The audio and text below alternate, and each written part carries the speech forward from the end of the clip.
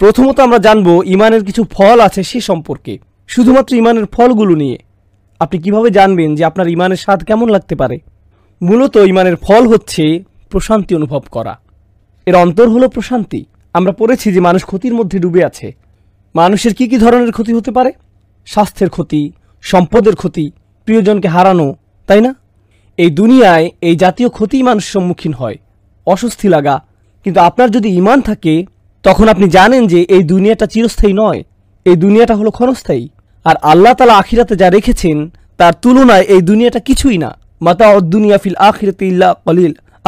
না, আসলে হায়াতুদ দুনিয়া, এটা হবে মাতাউল হায়াতুদ দুনিয়া ফিল আখিরাতি ইল্লা কলিল। এটা সূরা তাওবায় আছে। তিনি বলেন এই দুনিয়ায় কি এমন আছে আখিরাতের তুলনায় এর কার্যকারিতা কতটুকু? খুবই সামান্য। আপনি যদি সত্যি সত্যি এটা বিশ্বাস করেন, আপনার যদি এতে ঈমান থাকে, আপনার যদি ফামা উতিতুম মিন শাইইন ফামাতাউল হায়াতুদ দুনিয়া এতে ঈমান থাকে, আপনাকে যাই দেয়া হোক না কেন সেটা দুনিয়াবি জিনিস। এই আয়াতটিতে আল্লাহ বলেন তোমার যা আছে, না, তোমাকে যা দেয়া হয়েছে, ফামা উতিতুম, তোমাকে যা দেয়া হয়েছে। আপনাকে যখন কোনো কিছু দেয়া হয় যা আসলে আপনার নিজের নয়, এটা আসলে যে আপনাকে এটা দিয়েছে তার। সুতরাং যখন এটা আপনার কাছ থেকে নিয়ে নেওয়া হয়, আপনি বলেন আসলে এটা তো আমার শুরু থেকেই ছিল না, কারণ তিনি আমাকে এটা দিয়েছিলেন, তার এটা নিয়ে নেওয়ার অধিকার আছে। যখন এটা আপনার নিজের আর সেটা হারিয়ে ফেলেন, আপনি বলেন ভাই আমি বিশ্বাস করতে পারছি না যে আমি আমার টাকা হারিয়ে ফেলেছি, আমার বাড়ি, আমার গাড়ি, আমার বাচ্চা, আমার স্ত্রী।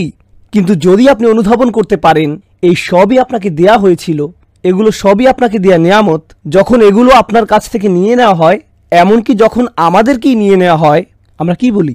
আমরা বলি ইন্না লিল্লাহি ওয়া ইন্না ইলাইহি রাজিউন।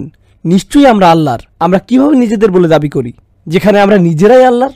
আমরা নিজেরাই তার কাছে ফিরে যাব। বিশ্বাসীদের মনোভাব পরিবর্তিত হয়। আমি আপনাদের ইমানের কেবল ছোট একটি দিক তুলে ধরেছি, কারণ আমরা বলেছি ইমানের বেশ কয়েকটি দিক আছে, হয়তো সামনে আমরা সেগুলো নিয়ে আলোচনা করব, কিন্তু অন্তত ইমানের ফলগুলো নিয়ে আমি আলোচনা করতে চাই। প্রথম ফল হচ্ছে প্রশান্তি। আপনি আপনার স্ত্রীর সাথে প্রশান্তি অনুভব করেন। আপনি গরিব হন বা ধনী, আপনি অসুস্থ হন বা স্বাস্থ্যবান, আপনি তরুণ হন বা বয়স্ক, আপনার যদি ঈমান থাকে আপনার প্রশান্তি থাকবে। আপনি নিজের সাথে প্রশান্তি অনুভব করবেন, আপনি আল্লাহর সাথে প্রশান্তি অনুভব করবেন। আর বলে রাখি, বেশিরভাগ মানুষই এটা উপভোগ করে না।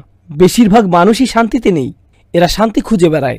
আপনি কি মনে করেন যে মানুষ কেন একটা মুভি দেখা শেষ করে সাথে সাথে আরেকটা নিয়ে বসে? তারা প্রশান্তি পেতে চায়, আনন্দ, মজা, তাদের অন্তরটা একটু শান্তি পেতে চায়। কেন তারা একটা গাড়ি কিনে আরেকটার পেছনে ছোটে, একটা বাড়ি কিনে আরেকটার পেছনে ছোটে? আমরা এমন কেন করি?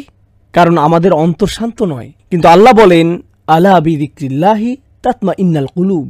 আল্লাহর স্মরণের মাধ্যমেই অন্তরগুলো প্রশান্ত হয়, শান্ত হয়। এটাই হলো ঈমানের আসল ফল।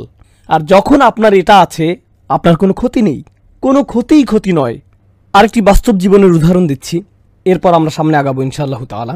যে ঘটনাটি বলছি এটা আমার একটা বন্ধুর ঘটনা। সে নিউ অরলিন্সে থাকে। আমার এই বন্ধুটির বড় একটা গাড়ির ব্যবসা ছিল। তার দোকানে বেশ দামি গাড়ি ছিল। সে মুসলিম পরিবারের। তার এই সকল গাড়ির জন্য সে নগদ টাকা নিত। ব্যাংকের ঝামেলায় সে পড়তে চায়নি। জার্মান গাড়ি, দামি জাপানি গাড়ি। তার দোকানটা পাম গাছে ঘেরা খুব সুন্দর একটা জায়গায় ছিল। প্রতি মাসে সে লক্ষ লক্ষ টাকার গাড়ি বিক্রি করত। ব্যবসা ভালোই চলছিল। এরপর ক্যাটরিনা ঝড় আসলো। ঝড়ে পুরো ব্যবসা পানিতে তলিয়ে গেল। একটা মাত্র গাড়ি বেঁচেছিল, সম্ভবত LS 400, উন্নত লেক্সাস। আমি যখন তার ও তার বাবার সাথে দেখা করতে গেলাম, সে তখন সেই লেক্সাসে করে পিজা ডেলিভারি করছিল। এটাই ছিল তার চাকরি। এখন আপনি ভাবুন সে কোথায় থেকে কোথায় গেল, কেমন ধরনের জীবনযাপন, কেমন ধরনের আর্থিক লেনদেন থেকে কেমন ধরনের জীবনে সে প্রবেশ করলো, যেখানে সে পিজা ডেলিভারি করে, একটা পিজা রেস্টুরেন্টে কাজ করে, কিন্তু তার মুখে বড় একটা হাসি ছিল। আমি তার দিকে তাকালাম। ভাই, মানুষ এই ধরনের ব্যবসায়িক ক্ষতির মুখে পড়লে মানুষের ঠিকমতো খাওয়া দাওয়া হয় না, তারা আত্মহত্যা করে, তারা মাটিতে লুটিয়ে পড়ে, তারা এটা একেবারেই নিতে পারে না, তারা এটা নিতেই পারে না। কিন্তু এটা কিসের হাসি?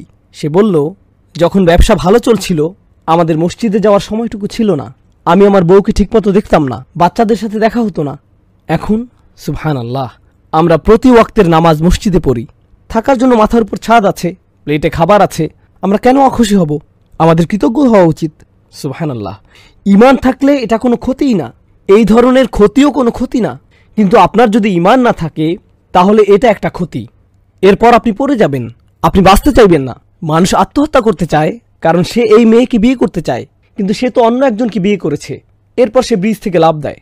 সত্যিকারের ঘটনা, 90-এর দশকে নিউ ইয়র্কে ঘটেছিল। একজন এক মেয়েকে বিয়ে করতে চেয়েছিল, সে অন্য একজনকে বিয়ে করে, ফলে সে ব্রুকলিন ব্রিজ থেকে লাফ দিয়ে আত্মহত্যা করে, নিজেকে শেষ করে দেয়। খুবই দুঃখজনক ঘটনা। কখন এমনটি ঘটে? যখন আপনি আল্লাহ ছাড়া অন্য কিছুকে প্রাধান্য দেন। আর আল্লাহকে প্রাধান্য দিলে আপনার অন্তরে প্রশান্তি আসবে। আর এটা ততক্ষণ আসবে না যতক্ষণ আপনার ঈমান নেই। এটা ক্ষতি থেকে বাঁচিয়ে দিবে। ইল্লাল্লাযীনা আমানু, এটাই প্রথম বিষয়।